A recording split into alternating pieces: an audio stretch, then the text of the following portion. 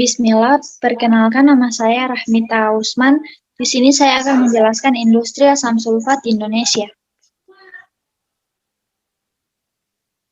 Dalam perkembangan industri di Indonesia yang semakin pesat, terutama industri yang menggunakan bahan kimia, maka diperlukan bahan penunjang yang dapat memperlancar jalannya proses industri tersebut.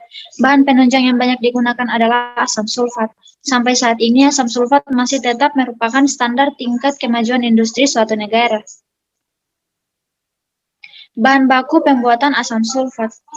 Bahan baku yang digunakan dalam proses pembuatan asam sulfat adalah belerang, oksigen, air, dan katalis vanadium pentaoksida sebagai bahan pembantu, di mana belerang dan vanadium pentaoksida diimpor langsung dari Singapura, sedangkan oksigen didapat dari udara bebas. Untuk air yang digunakan didapat dari sumur bor yang melalui tahap pengolahan. Selanjutnya yaitu ada flowchart produksi asam sulfat. Untuk proses pertama yaitu pengeringan udara. Pengeringan udara di menara pengering atau dry tower dengan menggunakan asam sulfat berkonsentrasi 98% sebagai penyerap uap air dari udara yang ditiup oleh blower. Kandungan air perlu dikurangi agar tidak terjadi korosi pada sistem perpipaan dan dapat merusak katalis vanadium pentaoksida. Proses absorpsi dalam DT atau dry tower berlangsung pada tekanan 1 atmosfer dan temperatur 44 derajat Celcius.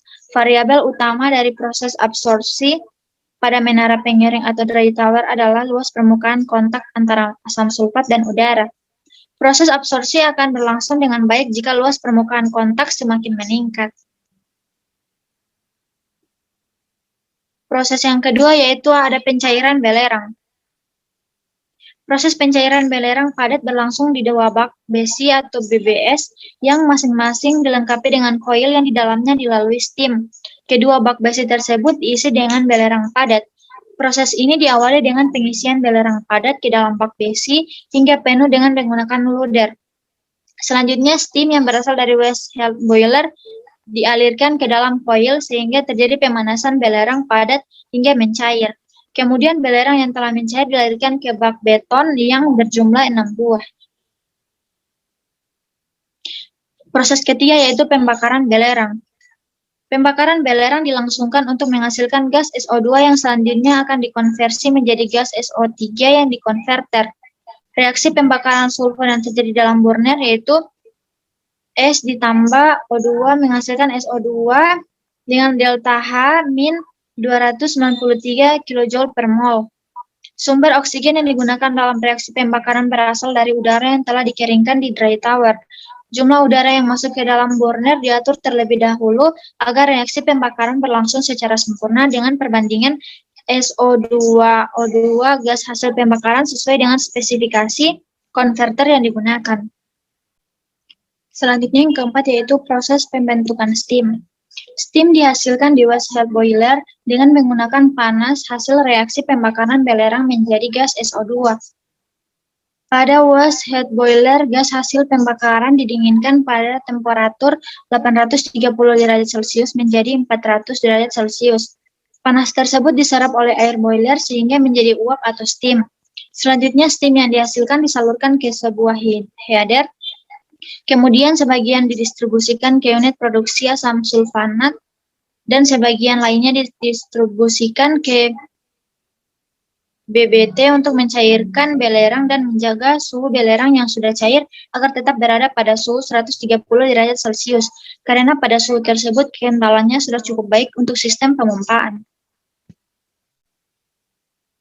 Selanjutnya yaitu yang kelima ada reaksi di konverter. Konversi SO2 menjadi SO3 berlangsung di dalam konverter. Bersamaan reaksinya yaitu SO2 ditambah 1/2 O2 menghasilkan SO3 dengan delta H min 21.900 kalori per mol.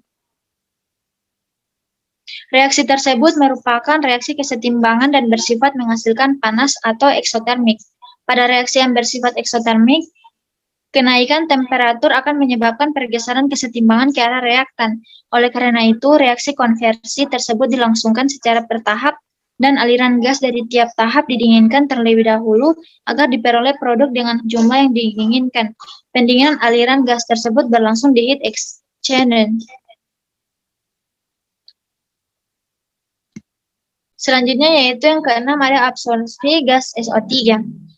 Absorpsi gas SO3 berlangsung di menara absorpsi ABT1 dan ABT2 dan menara oleum. Pada menara oleum, gas keluaran CV3 akan masuk ke dalam oleum melalui bagian menara di bawah, dan bagian atas menara semprotkan oleum berkonsentrasi 106% dari oleum tank yang telah didinginkan di cooler OL terlebih dahulu hingga mencapai temperatur 50 derajat Celcius. Selanjutnya, gas SO3 yang terkandung akan diserap diabsorb oleh oleum H2S2O7 sehingga terjadi penurunan konsentrasi SO3 pada aliran gas dan peningkatan konsentrasi SO3 yang terkandung di dalam aliran oleum. Aliran gas yang masuk ke ABT1 dan ABT2 berasal dari oleum dari CV4. Aliran gas masuk dari bagian dasar menara, sedangkan aliran asam sulfat 98% masuk melalui bagian atas menara. Untuk proses yang ketujuh yaitu pendinginan produk. Setelah produk melewati menara absorpsi dengan kontak gas SO3 yang panas, kemudian masuk dalam tangki make-up, membuat asam sulfat yang tadinya bersuhu 50 derajat Celcius naik menjadi 70 derajat Celcius. Untuk mengambil panas dari proses tersebut, maka produk asam sulfat dilewatkan ke alat penukar pasa berupa sel dan tube anodic protection acid cooler. Panas yang dibawa oleh asam sulfat di dalam alat penukar panas tersebut diserap oleh air pada sisi tube-nya. Selanjutnya yaitu pengolahan limbah industri asam sulfat. Yang pertama, pengolahan limbah gas. Dilakukan dengan pemasangan alat filter yang berfungsi untuk menyaring partikel gas asam yang mungkin terbawa gas buangan akibat proses absorpsi yang kurang sempurna. Yang kedua, pengolahan limbah cair, yaitu menggunakan sistem netralisasi dan sedimentasi dengan bahan pembuatan batu kapur, soda as atau soda kaustik. Yang ketiga yaitu pengolahan limbah padat. Limbah padat diolah dengan cara mengumpulkannya pada suatu tempat penampungan dan secara periodik limbah padat tersebut diangkat oleh Dinas Kebersihan. Yang terakhir yaitu pengolahan limbah yang berupa debu dan kebisingan, yaitu mengadakan penghijauan di sekeliling pabrik, mengisolisir sumber bising dengan tembok, memasang alat penghisap debu, dan mewajibkan karyawan memakai masker dan ear protector. Baik, itulah pemaparan dari saya ucapkan terima kasih.